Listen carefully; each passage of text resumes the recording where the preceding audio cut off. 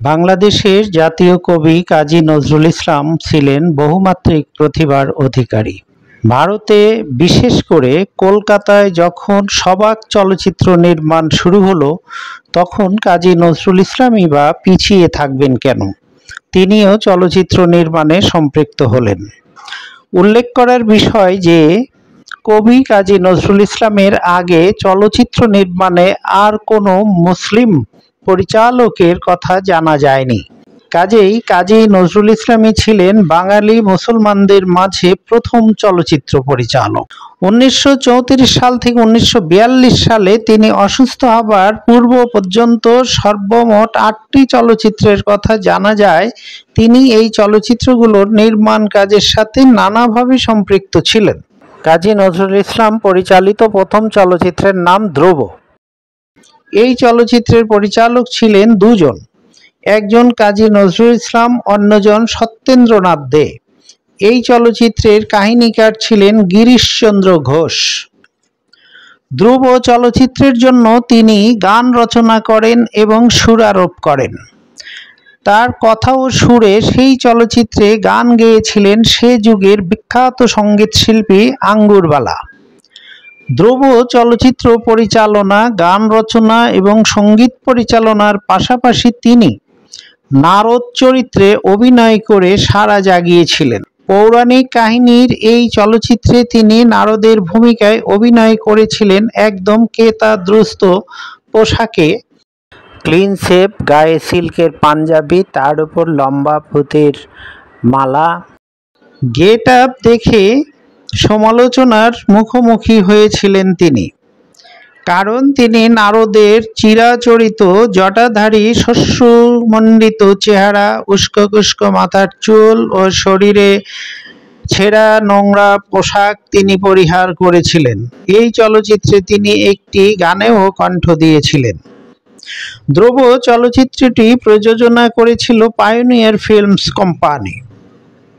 চলচ্চিত্রটি মুক্তি পেয়েছিল 1 জানুয়ারি 1934 সালে। কাজী নজরুল ইসলাম ধূপছায়া নামে আরও একটি চলচ্চিত্র পরিচালনা করেন। এই চলচ্চিত্রেও তিনি একটি চরিত্রে অভিনয় করেছিলেন। এর পরের চলচ্চিত্র প্রিয়নাথ গঙ্গোপাধ্যায় পরিচালিত পাতালপুরী। এই পাতালপুরী চলচ্চিত্রটি 1935 সালে প্রেক্ষাগৃহে মুক্তি পেয়েছিল। চলচ্চিত্রের জন্য তিনি গান রচনা করেন। এই চলচ্চিত্রে আরেকজন গীতিকার ছিলেন শৈলজানন্দ। এর পরের চলচ্চিত্র গ্রহের ফেরা মুক্তি পায় 1937 সালে। এই চলচ্চিত্রে কাজী নজরুল ইসলাম সঙ্গীত পরিচালক হিসেবে দায়িত্ব পালন করেন। তার পরের চলচ্চিত্রটি হলো গোড়া। গোড়া 1938 খ্রিস্টাব্দে 30 জুলাই মুক্তি পায়। রবীন্দ্রনাথ ঠাকুরের গোড়া উপন্যাস অবলম্বনে এবং নরেশ মিত্রের পরিচালনায় এই চলচ্চিত্রটি নির্মিত হয়েছিল। এই চলচ্চিত্রে সঙ্গীত পরিচালনা করেছিলেন কাজী নজরুল ইসলাম। গোড়া চলচ্চিত্রে সঙ্গীত পরিচালক কাজী নজরুল ইসলাম রবীন্দ্রসঙ্গীতের সক্রিয় ব্যবহারে ভূয়সী প্রশংসিত হয়েছিলেন। স্বয়ং কবিগুরু রবীন্দ্রনাথ ঠাকুর কাজী নজরুল ইসলামকে ইচ্ছেমতো রবীন্দ্রসঙ্গীত ব্যবহারের অনুমতি দিয়েছিলেন এবং উৎসাহিত করেছিলেন। একই বছর অর্থাৎ 1938 সালে বিদ্যাপতি চলচ্চিত্রটি মুক্তি পায়। এই চলচ্চিত্রের কাহিনীকার এবং সুরকার ছিলেন তিনি।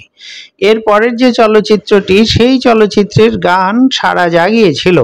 কাজী নজরুল ইসলাম রচিত দুটো গান, আকাশে হেলান দিয়ে পাহাড় ঘুমায়, অন্য গানটি হলো বউ কোষ্ণে কথা কোষ্ণে। এই গান দুটো গেয়েছিলেন বিখ্যাত কণ্ঠশিল্পী কানন দেবী। এই চলচ্চিত্রের নাম সাপুড়ে, মুক্তি পেয়েছিল 1939 সালে। সাপুড়ে চলচ্চিত্রটির কাহিনীকারও ছিলেন কাজী নজরুল ইসলাম এবং তিনি এই চলচ্চিত্রের কাহিনী লেখার জন্য বেদিপল্লীতে বহুদিন ছিলেন বলে জানা যায়। এরপর নন্দিনী 1940, চৌরঙ্গী 1942 এবং দিকশুল 1943 সালে প্রেক্ষাগৃহে মুক্তি পায়। এই 3টি চলচ্চিত্রের জন্য তিনি গান রচনা করেন এবং সঙ্গীত পরিচালনা করেন। এরপর অসুস্থতার জন্য কবি কাজী নজরুল ইসলামের সমস্ত কর্ম ক্রমশ থেমে যেতে থাকে। তিনি যদি সুস্থ জীবনে ফিরে আসতে পারতেন তাহলে হয়তো তার হাতে চলচ্চিত্র আরো সমৃদ্ধ হতে পারত। কবির প্রতি আমাদের গভীর শ্রদ্ধা।